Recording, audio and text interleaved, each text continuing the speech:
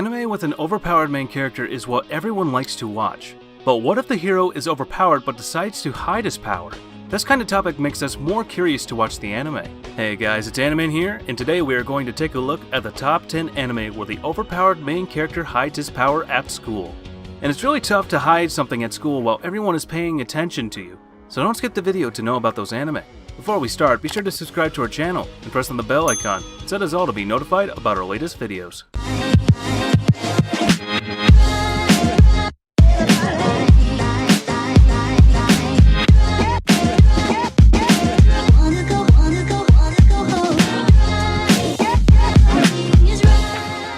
At number 10, we have Demon King Daimao.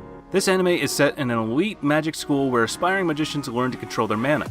One day, a transfer student named Akuto Sai arrives. New students are required to go through an analysis by the artificial spirit, which predicts future occupations with 100% accuracy.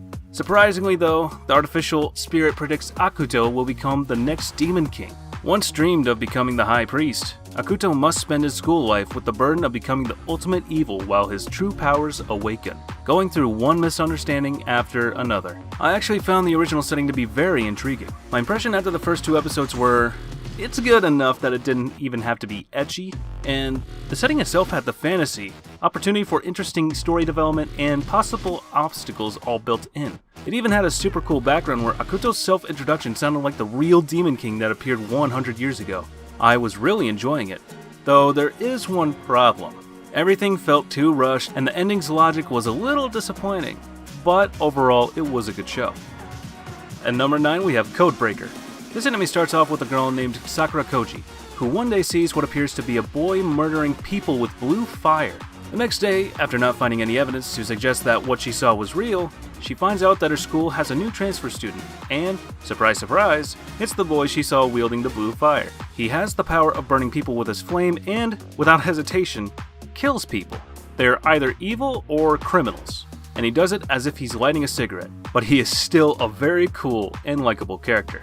He leaves the impression that there is a reason behind all his cruel ways of killing, and while doing so, he is not depicted like an emo or a drama queen. Instead, he keeps his cool attitude whatever the circumstances are. The boy named Ugami Rei is what is called a codebreaker, and the necessity of hiding blue fire powers while attending school is definitely an achievement that has earned the anime a place on this list. At number 8, we have the aesthetica of a rogue hero. Have you ever wanted to know exactly what happens when the hero slays the enemy and saves the day? Well, then aesthetica of a rogue hero is a fit for you. The story sounds promising from the start, and it begins with our conceited, overpowered protagonist Akatsuki leaving a foreign land to which he was summoned to defeat an evil Dark Lord. Instead of taking home a trinket as a souvenir for his efforts, he decides to go a few steps further and kidnap the vanquished Lord's daughter as his own personal consolation prize. Once they return to Earth, he and Mew are forced to join Babel, a school focused on extracting and enhancing the skills Akatsuki and others learned during their time in the foreign land. And it has a massive amount of fan service. It may not suit some people. From just the first episode, we already see Akatsuki taking the bras of several maids and a lot of shots of Mew's body and chest. I have a feeling it'll only increase. I am only worried because this story could be something worth watching, but sometimes I feel fan service can lower the impact and the quality. At number 7, we have Valrave, the Liberator. Starting off, our ultra-heroic and super manly protagonist tries to confess his love to his tsundere crush. This is definitely not a cliche. Then, out of nowhere, his school gets attacked by space Nazis, and he dramatically watches his beloved tsundere crush die by space Nazis.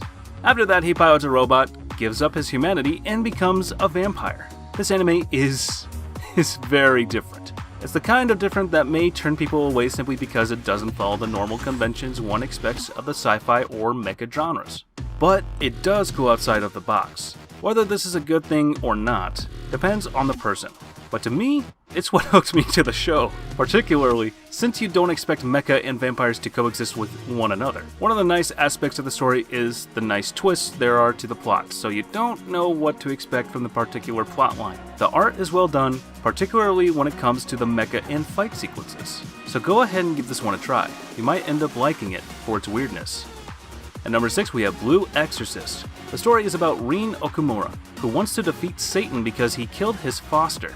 Despite Rin being the son of Satan himself, he heads off to the exorcist school with his brother and gains like-minded allies who will inevitably befriend and aid him on his resolution to fight Satan. But in between all of that, there are school-filled days of Ring training, developing, and learning what it takes to become an exorcist, and some seemingly filler moments too, and a few other things that expand the world of the series, like familiars, ranks of exorcist, and different abilities among the other exorcists. All in all, I don't know, Exorcist does a decent job. The show itself takes a darker and stranger turn, which was, to me, expected in a way, yet also unexpected. I don't know quite how to explain it, but I can't find what it is I liked about the show. But I did enjoy it very much as it was on screen. Other parts were much less enjoyable, but I still had a fun time watching this as a whole.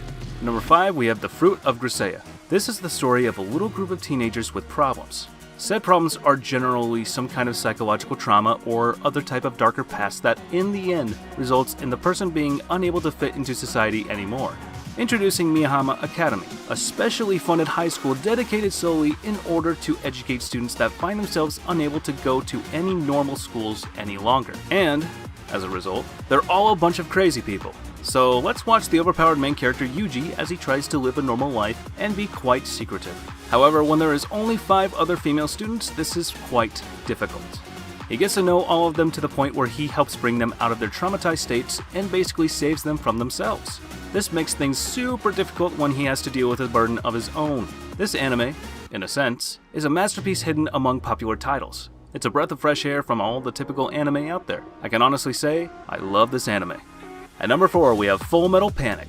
You know, it's hard enough to hide something at your school, but in this anime, it's even harder to hide a secret when you're an overpowered main character and not even a student there. This is similar to the situation Sosuke Sagura finds himself in, when he goes undercover as a student to protect a girl by the name of Kaname Chidori, who has an amazing ability to create powerful machinery and devices. The reason he is protecting her is to make sure that she doesn't fall into enemy hands. This mission is made so much more difficult because Sosuke didn't have a normal upbringing, and was, instead, raised in the more hostile environment of a battlefield. A school anime story filled with action and comedy where our overpowered main character who tries to hide his power and uses it when necessary are very entertaining. This is a really good anime filled full of action-packed sequences that will keep you on the edge of your seat.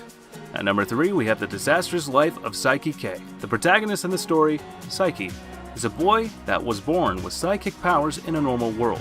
He can read minds, he can teleport from one place to another, he can restore things, people included, to their previous state in the past, and these 3 are just a few examples of all that he can do. Saiki is so powerful that, if he wanted to, he could single-handedly take control of the Earth in a few days. Is that his intention? No! He just wants to live a quiet life, and I can already tell you that he isn't even close to having one. In conclusion, The Disastrous Life of Saiki K is a very original and hilarious comedy, full of lovable characters that will make you laugh from start to end. If you're a fan of comedy anime, make sure you watch this one, and if you aren't, I still heavily recommend you give it a try because it's probable that it will greatly surprise you.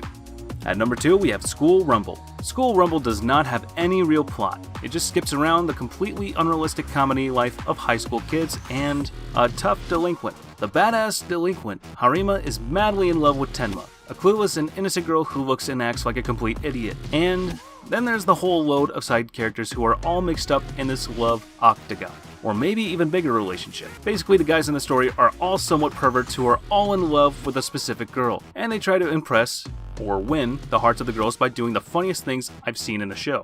Ah yes, this show is the definition of an anime rom-com because it's hilariously unrealistic. How I wish my school days were something along the lines of what happens in the show. Nonetheless, it was a great, enjoyable watch.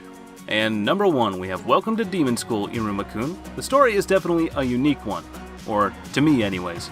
A high school student, Iruma, gets sold to a demon by his bitch of parents. But instead of eating him like normal demons would, the demon he got sold to instead decides to make Iruma his grandson and send him to demon school as an honor student. The only problem is that not every demon is as nice as his granddad, meaning that he has to keep him being a human a secret or risk getting eaten. This makes for a lot of funny moments as he is trying to cover up his secret all while trying to have fun at his new school. This anime is a must-watch for almost everyone. If you like comedy mixed with demons and magic, definitely give this one a shot. Alright everybody, thank you so much for watching. If you think we missed an anime, please be sure to leave a comment down below. Also, definitely don't forget to like, share, and definitely don't forget to subscribe. As for now, I'll catch you later. See you in the next one.